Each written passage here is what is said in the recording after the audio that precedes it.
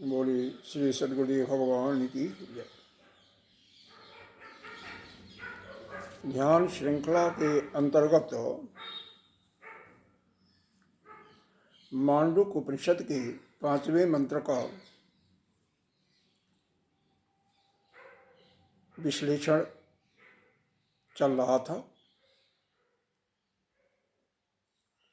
इसके अंतर्गत 7 अंग, जो कि 7 भाग हमने किया था जागृति और स्वप्न अवस्था में, उसी प्रकार से इन 7 भागों की चर्चा चल रही थी।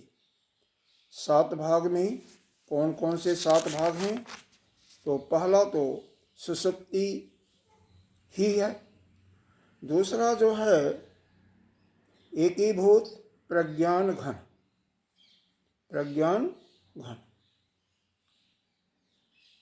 तीसरा है आनंदमय, चौथा है आनंद भोग,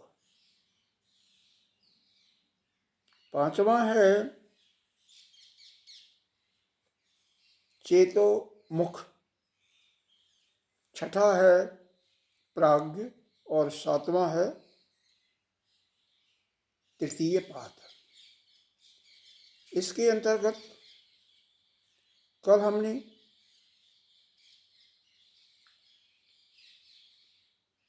सुषुप्ति, साथ ही एकीभूत प्रज्ञान खंड का वर्णन सुन चुके थे। सुषुप्ति अवस्था में क्या बताया गया? वह स्थिति जिसके अंदर मन के में किसी भी वस्तु के भोगने की इच्छा नहीं प्रतीत होती है। तात्पर्य है कि हमारे अंदर कोई भी कामना नहीं रहती है। जहाँ भी जदा शब्द इसलिए प्रयोग हुआ है, जदा जस्मिन काले और जस्मिन समय, जिस समय और जिस काल में हमारे अंदर किसी भी कामना के स्फुरण नहीं होता और साथ ही स्वप्न भी नहीं होता, उसी को हम सुषुप्ति कहते हैं। सुषुप्ति अवस्था, जागृत अवस्था, यह बोलचाल की भाषा में हम कहते हैं, लेकिन अगर हम इसको अवस्था का संज्ञा देंगे तो आगे जो ब्रह्म से एकत्व स्थापित करना है इस आत्मा का, वहाँ पर मुश्किल हो जाएगा। तब तो यह भिखारी हो जाएगा, वो हम नहीं कर पाएंगे, ऐसा हमारे पूजनीय स्वामी जी बताते हैं। इसलिए हमें इसको सुषुप्ति ही कहना, जागृत, स्वप्न और सुषुप्ति। तो यहाँ पर सुषुप्ति में इसका वर्णन हो गया था। आनंद में क्या है? तो यहाँ पर हमारे आदिगुरु शंकराचार्य जी ने क्या लिखा कि मनुष्यो विषय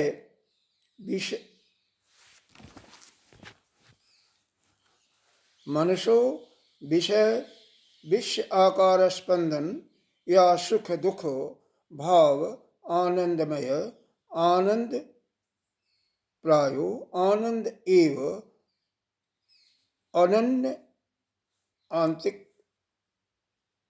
आंतिकतात। तात्पर्य क्या है? यह जो सुख दुख का विकार होता है, सुख दुख हमें इसकी प्रतीति होती है, यह क्यों होती है? यह मन का ही स्पंदन तो है। तो मन के स्पंदन से ही सुख दुख की प्रतीति हमें होती है। जहाँ पर विषयों का संयोग मन से होता है, वहीं पर हमें सुख दुख की प्रतीति होती है। सुषुप्त अवस्था के अंतर्गत न तो आपके विषय हैं, न आपका मन है। तो यहाँ पर सुख, यह जो दुख है उसका नितांत अभाव हो जाता है, सुख दुख का बिल्कुल नितांत अभाव हो जाता है। और अनायास ही क्या आपको प्राप्त होता है? आनंद। यह आनंद कैसा है? आनंद बहुल है। तो कहाँ से मिलता है? प्रश्न होता है कि विषय तो है नहीं, मन भी आपका विश्राम कर रहा है, पूरा सूक्ष्म शरीर विश्राम कर रहा है, केवल प्राण का चलना रहता है। बाकी तो सब कुछ, आपका स्थूल शरीर भी सोया हुआ, सूक्ष्म शरीर भी। तो कहाँ से आया विषय, कहाँ से आया? तो बताते हैं कि सुषुप्त अवस्था के अंतर्गत जब कोई भी जाता है तो वह अपने चैतन्य के बिल्कुल सन्निकट पहुंच जाता है। क्योंकि यह सुषुप्त अवस्था अज्ञानमय है। जैसा कि अभी एकीभूत में आपको बताया गया था कि एकीभूत क्यों कहा जाता है, उसके लिए यह बताया गया, जिस प्रकार से रात्रि जब होती है तो घना अंधकार छा जाता है, उसमें दिन का सारा प्रपंच, जो भी आप दिन में प्रपंच करते रहते, प्रपंच का मतलब क्या है? बाह्य वस्तुएं जो देखते हैं, सुनते हैं, भोग करते हैं, वह सब समाप्त हो जाता है, उसमें विलीन हो जाता है।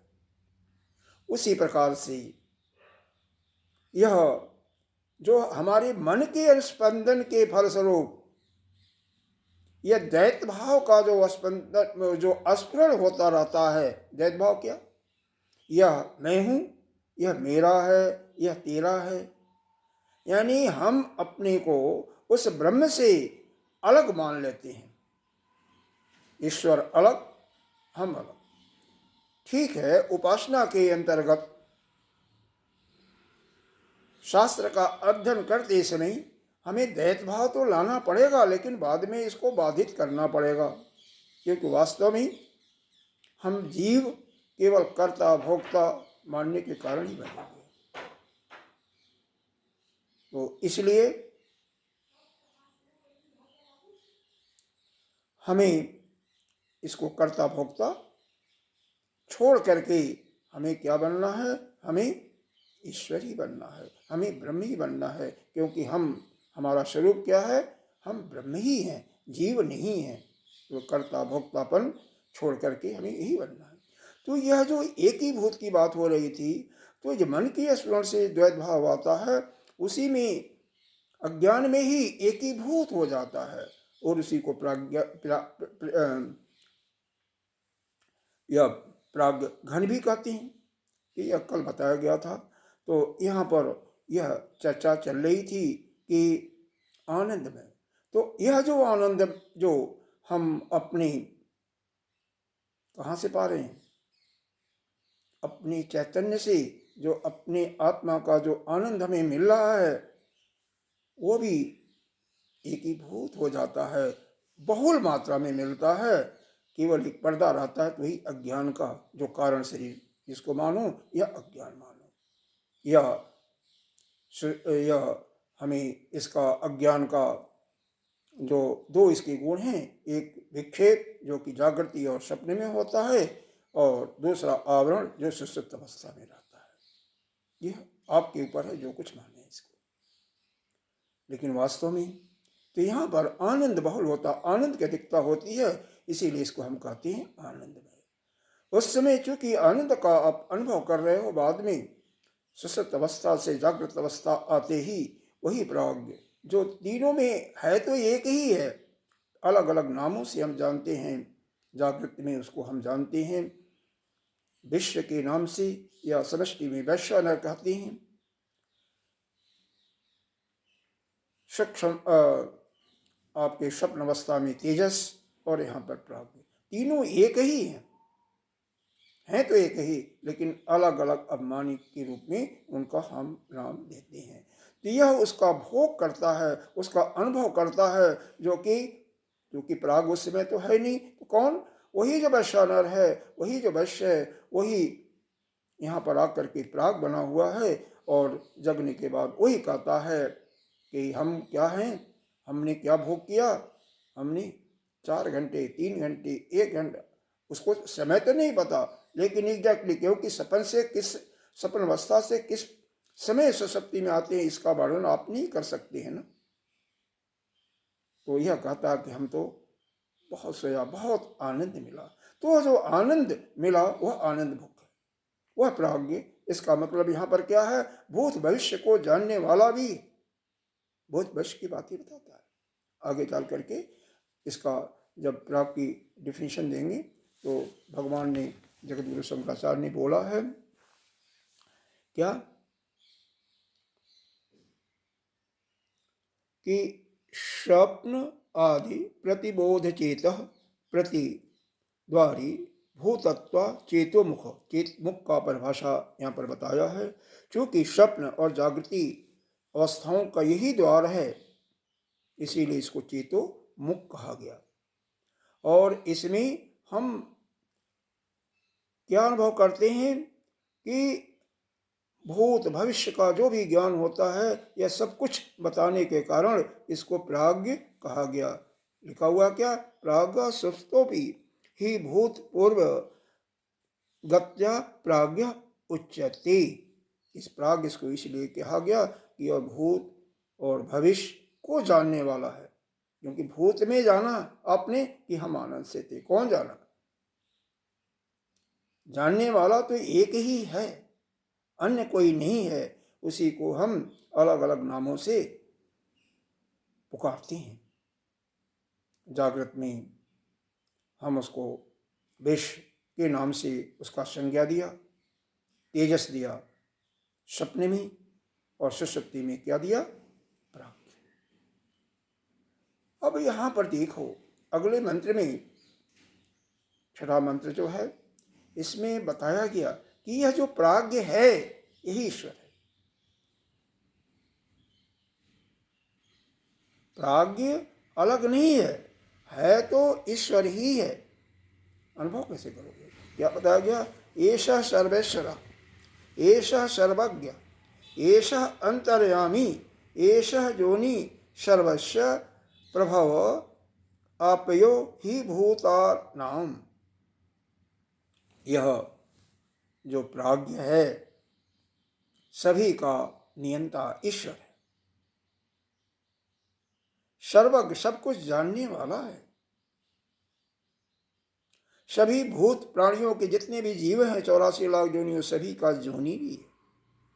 यही प्रलय और उत्पत्ति का कारण भी है। सभी प्राणियों का जो उत्पत्ति है, प्रलय होता है, उसका सब कारण कौन है? यही है। और यहाँ पर यह संकेत किसके लिए किया गया? जब प्राग के लिए ही कहा गया है। तब आपको शंका हो सकती है कि यह भी तो बताया गया कि ये एक ही भूत हुआ, यह प्रज्ञान घन है, क्या है? अज्ञान। यह जो है सुषुप्त अवस्था क्या है? अज्ञानमय है, इसमें ज्ञान नहीं है। लेकिन आप ज्ञानियों की सुषुप्त अवस्था को देखेंगे तो वहां पर वो ज्ञान में होती है ना, उनके अंदर तो ज्ञान का भास ही नहीं है। इसी अवस्था को आप जागते हुए अपने को होशो हवास में रखते हुए प्राप्त करो। कैसे होगा? समाधि।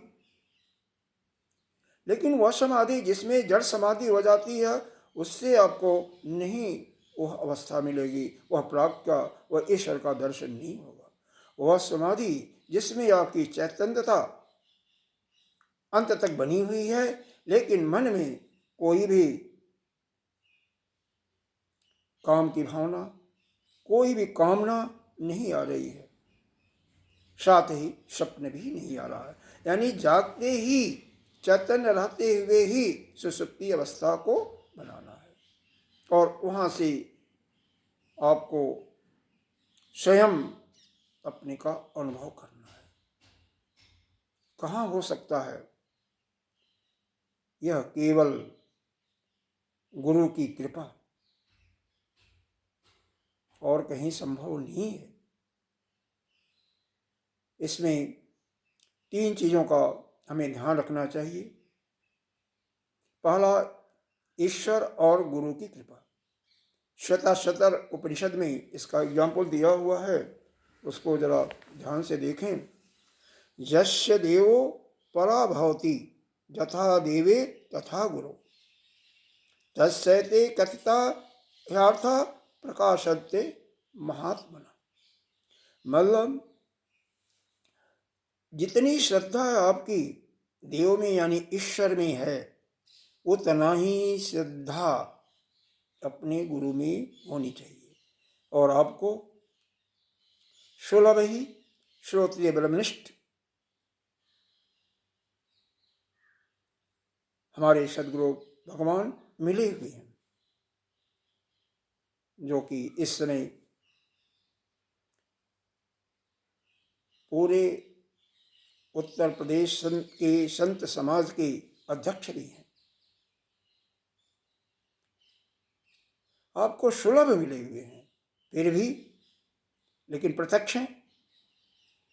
प्रत्यक्ष हैं भगवान तो अप्रत्यक्ष हैं, तो उनकी कृपा लो ना। जो कहते हैं कि वैसा करो ना, उनकी सेवा तो करो, क्योंकि भक्ति का पहला ही सूत्र है भज सेवायाम।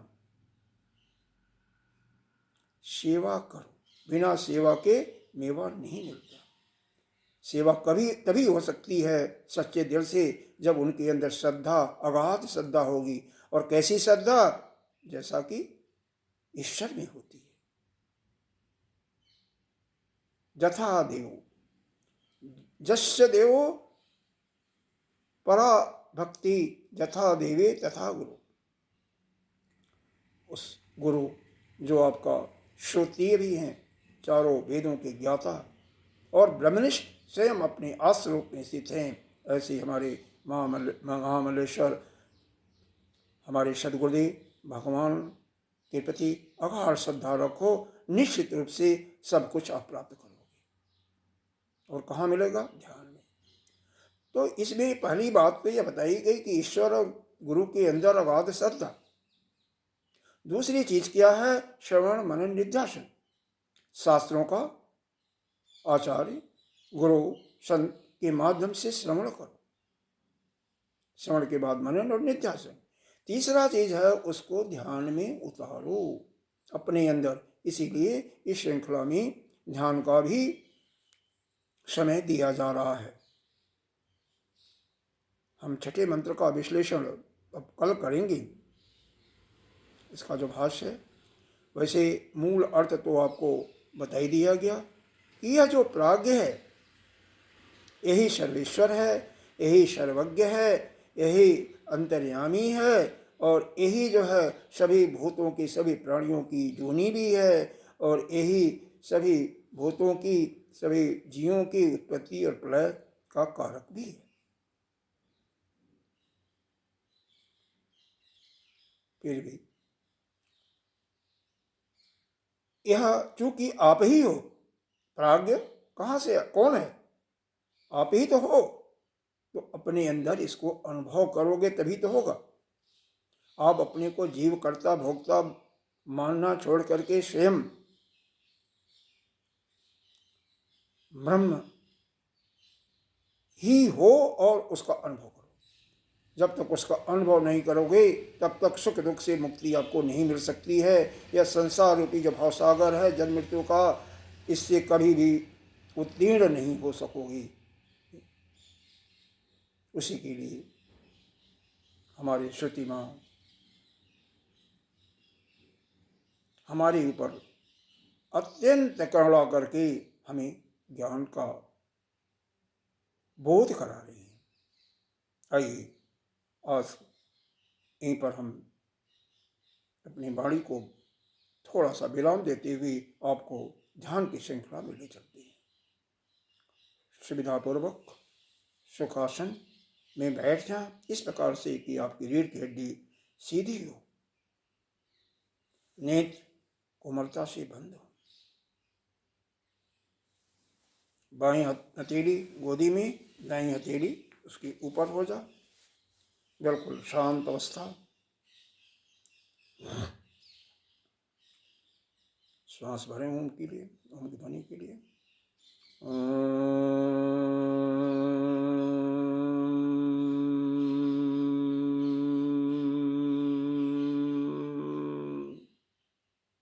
बिल्कुल शांत। गुरु मंत्र का जाप।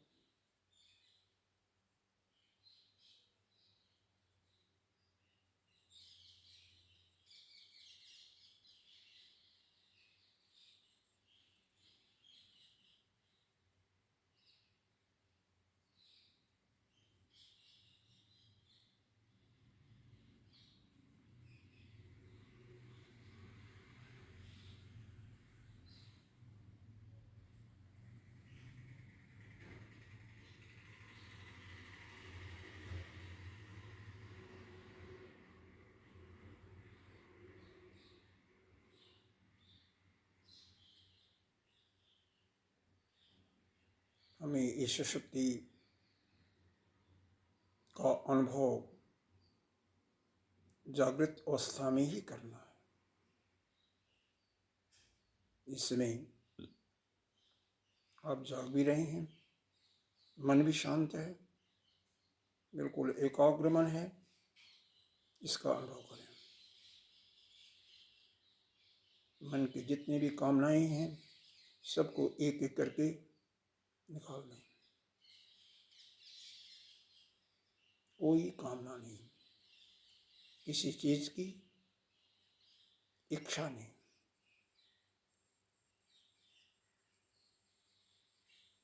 स्वप्न भी,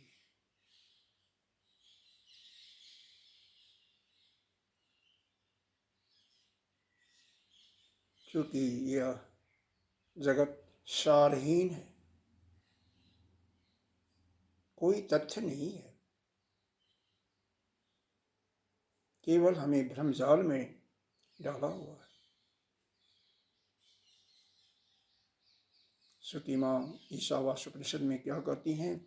ईशावास इदम सर्वम जत किंतिम किंचित जगत्याम जगत। जो भी आपको दिखाई सुनाई पड़ रहा है सब कुछ क्या है? केवल ईश्वर ही है, वही ब्रह्म है, उसी का ध्यान करें। न किसी से द्वेष, न किसी से प्रेम। जब सब कुछ ब्रह्म ही है, हम इसके अलावा कुछ है ही नहीं है, तो किस चीज की इच्छा, किससे भय, किससे प्रेम?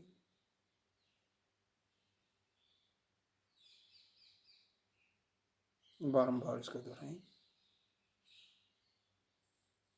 जो कर्म हो रहे हैं प्रकृति अपने आप कर रही है। गीता जी में भगवान ने क्या कहा? प्रकृति क्रियमाणानि गुणैः कर्माणि सर्वशः। सभी कर्मों को प्रकृति अपने गुणों के द्वारा, कौन गुण हैं? सत्व रज तम, इनके द्वारा करती रहती है। अहंकारी विमूढ़ात्मा कर्ता अहम इति मन्यते। तो हम कर्ता क्यों मानते हैं? क्योंकि हमारे अंदर अहंकार है, अहम की भाव है। मत माने कर्ता अपने को।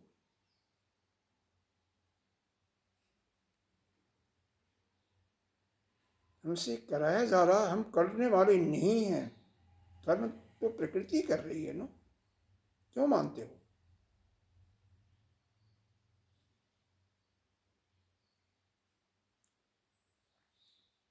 इसका मतलब यह भी नहीं है कि आप निठल्ले बैठे रहो।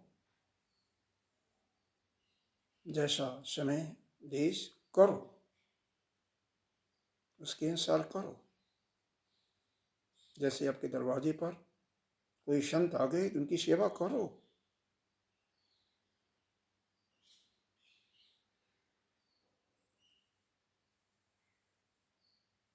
कोई भूखा प्यासा आ गया तो उसको खिलाओ, पानी पिलाओ, लेकिन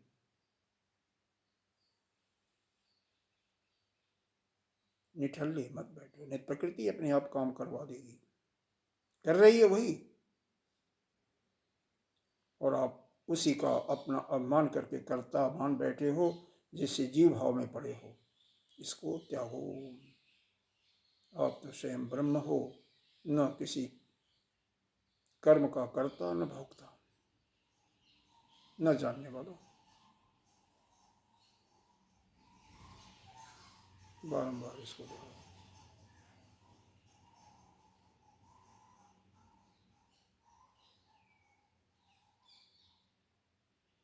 अयम आत्मा ब्रह्म, हमारी आत्मा ही ब्रह्म है।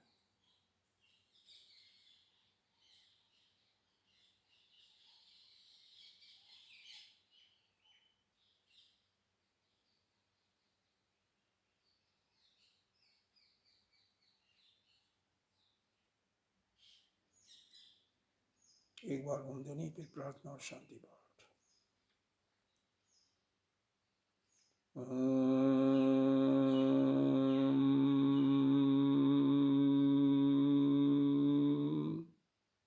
सर्वे भवन्तु सुखिनः, सर्वे सन्तु निरामयाः, सर्वे भद्राणि पश्यन्तु मा कश्चित् दुःखभाग् भवेत्। ॐ पूर्णमिदं पूर्णात् पूर्णस्य उच्यते पूर्णस्य पूर्णमादाय पूर्णमेवावशिष्यते। ओम शांति शांति शांति। हरि ओम श्री गुरुभ्यो नमः। हरि ओम। आज की कक्षा बस यहीं समाप्त होती है।